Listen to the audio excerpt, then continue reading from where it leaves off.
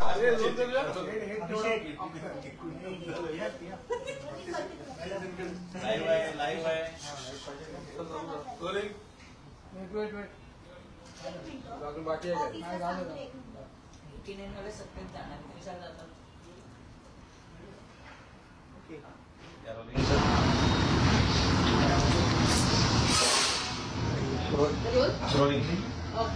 कल्याण डोंबिवलीमध्ये वेगळी युती बघायला मिळत आहे, कारण मनसेनं पाठिंबा शिवसेना शिंदे गटाला दिल्याचं कळत आहे. काय नेमकं होतं?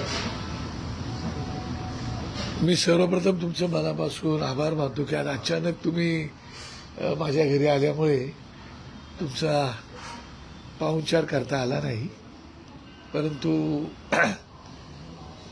धन्यवाद तुम्हाला देतो मी. तुम्ही विचारलेला जो प्रश्न आहे की कल्याण डोंबिवलीला शिंदे सेनेच्या लोकांना आमच्या लोकांनी पाठिंबा दिला असा तुमचा प्रश्न आहे. लोकल परिस्थिती तिथली काय आहे ती मला माहिती नाही, स्थानिक परिस्थिती काय आहे ती. आणि स्थानिक स्वराज्य संस्थांमध्ये जर आपण आत्तापर्यंत इतिहास जर पाहिला तर स्थानिक स्वराज्य संस्थांच्या प्रत्येक निवडणुकांमध्ये त्या ठिकाणची जी काही स्थानिक लोक असतात ते आपापली आघाडी युत्या करत असतात. किंबहुना निशाणी जी असते त्या निशाणीमध्ये पण त्यांच्या आपसामध्ये तडजोडी होतात, वाटाघाटी होतात, चर्चा होते आणि मग काहीतरी निर्णय त्याचा होत असतो.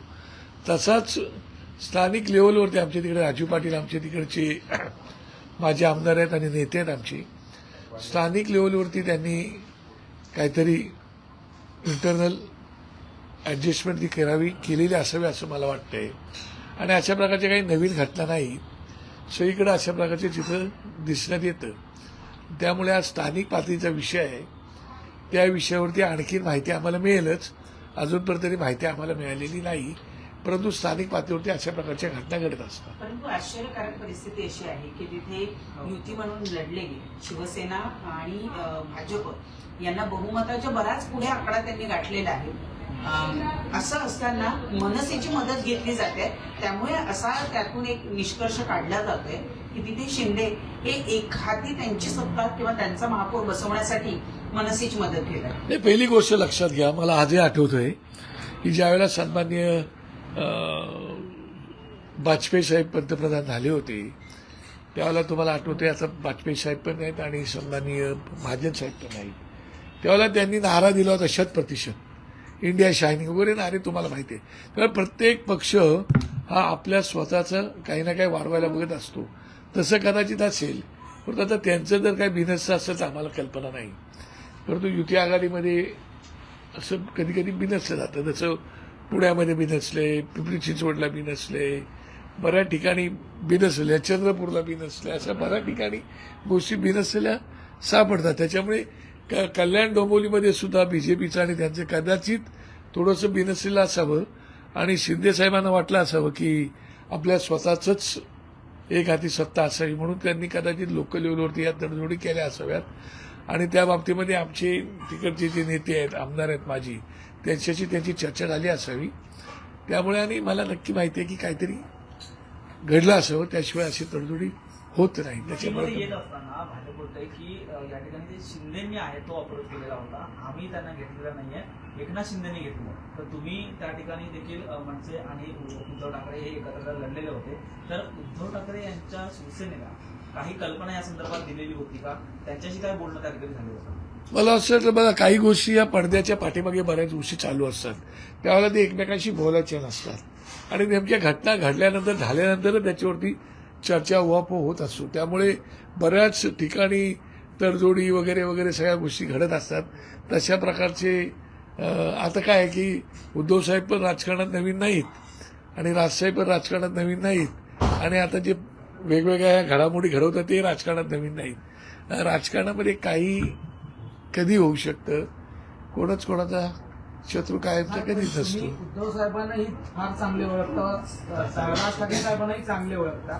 एकंदरीत या निर्णयावरती उद्धव ठाकरेंची प्रतिक्रिया म्हणजे पॉझिटिव्ह असतील ते या संदर्भात याला परवानगी आहे. मला असं वाटतं की एक लक्षात घ्या तुम्ही की कुठलीही गोष्ट करत असताना प्रत्येक गोष्ट आपण नकारात्मक दृष्टिकोनातून बघून चालत नाही.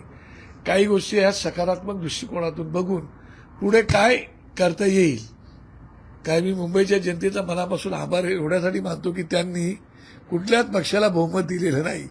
त्यांनी प्रत्येकाला आपापल्या ठीक आहे आमच्या पक्षाचं थोडं नुकसान जास्त झालेलं आहे या मी मान्य करतो. तरी पण मुंबईच्या जनतेला कोणी एवढी गृहीत धरून चालू नये हे मात्र निश्चितपणे आता निर्विवाद सत्य समोर आलेलं आहे.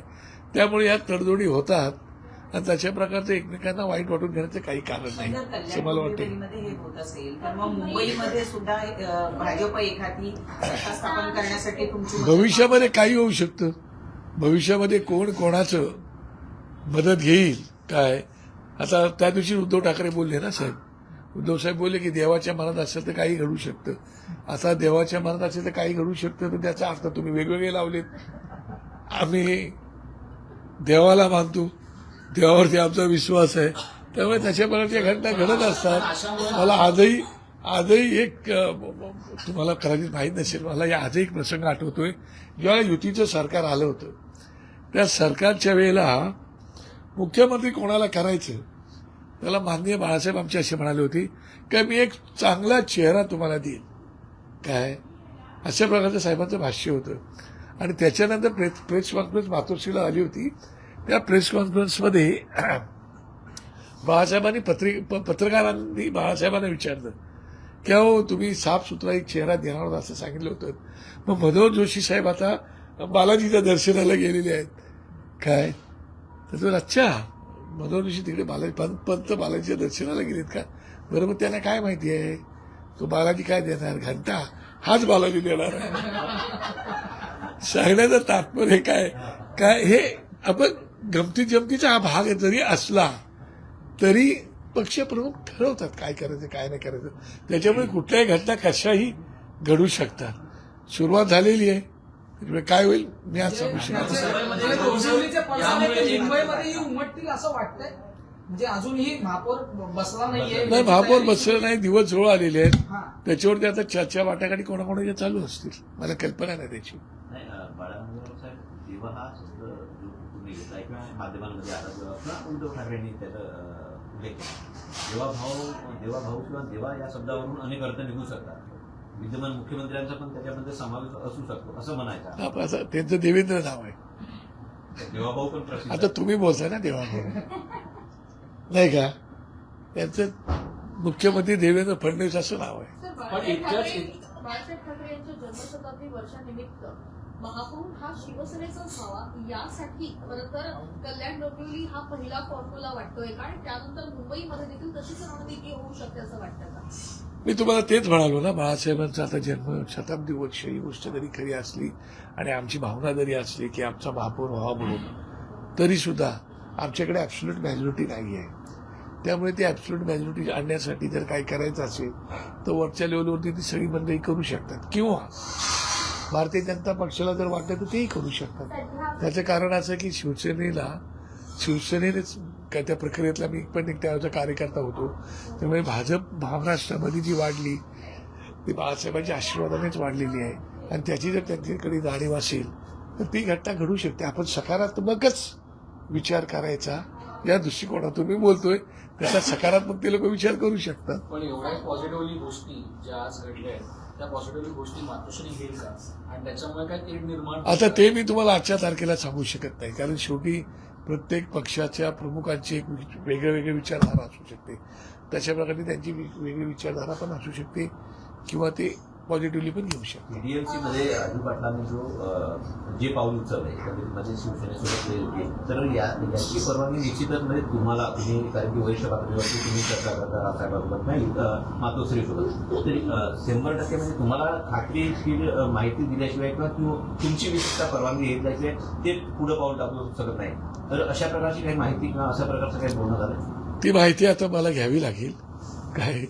त्याच्यामुळे राजू पाटलांनी घेतलेला निर्णय आता तुम्ही तसं समजा काय ते, परंतु राजू पाटलांनी ते घेतलेला निर्णय हा त्यांनी स्थानिक गोष्टींचा विचार करून घेतलेला निर्णय आहे असं मला पण वाटतंय. मग असं असेल तर तो पक्षाला मान्य असेल का की ती पक्ष विरोधी कृती समजली जाईल की पक्षाला या संदर्भात ती कल्पना देण्यात आली. नाही, मला असं वाटतं की कुठली गोष्ट लक्षात घ्या की काही वेळेला तडजोड अशाच कराव्या लागतात स्थानिक पातळीवरती. त्याच्यामुळे मला वाटत नाही की त्याच्यावरती नेमकं काय करावं ते. पण ते पक्षप्रमुखांचा तो अधिकार आहे. पक्षप्रमुख त्याच्यावरती काय निर्णय घ्यायचा तो पक्षप्रमुख त्याच्यावरती निर्णय घेऊ शकतात, तो त्यांचा अधिकार आहे. पण लोकल लेवलवरती अशा प्रकारच्या घटना घडत असतात. आता बघा मागच्या वेळेला आम्ही ज्या ह्याच्या नगर परिषदा नगरपालिका वगैरे निवडणुका त्याच्यामध्ये आम्ही चिन्ह दिलं नव्हतं. पण आता झेडपी आणि पंचायत समितीमध्ये आम्ही चिन्ह दिलेलं आहे.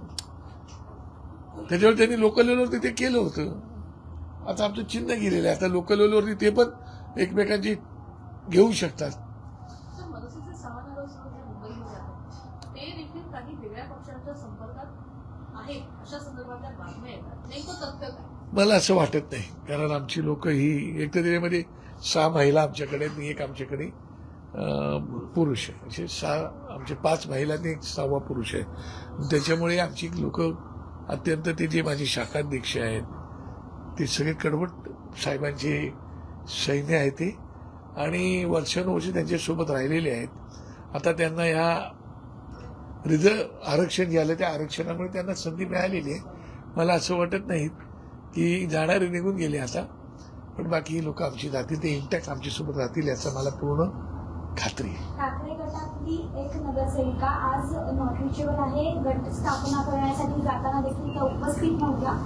कसं बघता या गोष्टीकडे? मला असं वाटतं की काहीतरी त्यांची अडचण असू शकते. मला कल्पना नाही त्या गोष्टीची. कारण काय सगळ्याच गोष्टींचे ताबडतोब आपण अर्थाचा अनर्थ किंवा अनर्थ करण्यात काय पॉईंट नसतो. त्यामुळे कधी तब्येत ठीक नसते, एखाद्या घरात काहीतरी घडलेलं असतं, काहीतरी असतं, त्याच्यामुळे कदाचित ते ॲबसेंट असू शकतात असं मला वाटतं. पण जसं कल्याण डोंबिवलीमध्ये आता हे एक प्रकारचं पुढापुढीचं राजकारणच म्हणावं लागेल. ऍब्सोल्यूट मेजॉरिटी असताना सुद्धा फक्त आपल्या पक्षाचा महापौर व्हावा असाच प्रयत्न मुंबईत सुद्धा झाला तर आश्चर्य वाटायला नको. नाही, मला असं वाटतं की देशामध्ये राजकारणामध्ये आता जर तुम्ही पाहिलं तर त्याचा राजकारणाचं सगळं हेच बदललेलं आहे. सगळीकडे फोडाफोडीचं राजयुक्त भाजप झालेली आहे. काय करणार तुम्ही? फोडून आले लोक, त्यांची हातली लोक सुद्धा कंटाळले असतील. ते बोलते अरे आम्ही एवढी वर्षी निष्ठा ठेवून भाजपमध्ये राहिलो, आमच्यावरती काय चाललेलं आहे असं त्यांनाही वाटत असेल. त्यामुळे काय नक्की घडेल त्याच्यावरती आता भाष्य करणं, जर तर वरती भाष्य कसं करायचं ते मला तुम्ही सांगा. प्रणालीताई तुम्ही पण सांगा ना. असं होईल तसं होईल, घडू शकतं. युती कायम आहे अजूनही.